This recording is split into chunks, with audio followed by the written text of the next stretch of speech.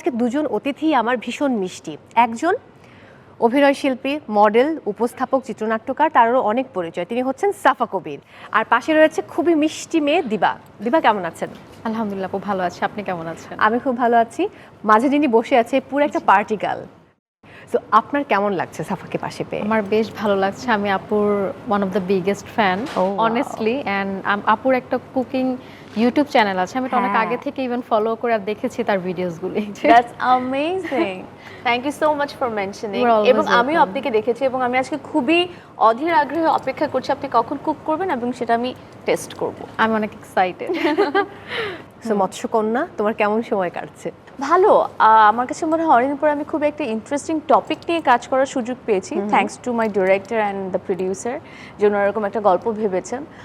কাজটা খুবই চ্যালেঞ্জিং ছিল বিকজ এই মৎস্যকন্যার কাপড় পরে সমুদ্রের মধ্যে ওই কাপড়টা পরে আমার এখনো মনে আছে আমি 4 ঘন্টা একই জায়গায় একইভাবে বসেছিলাম, নড়তে পারছিলাম না, চড়তে পারছিলাম না। ইট ওয়াজ সো ডিফিকাল্ট, বাট আলহামদুলিল্লাহ একটা সুন্দর কাজ শেষ করতে পেরেছি। এখন আমার অপেক্ষা হচ্ছে আমি আমার দর্শককে কবে দেখাবো, কবে দেখতে পাবো? এটা ইনশাআল্লাহ এবার ঈদে দেখতে পাবো।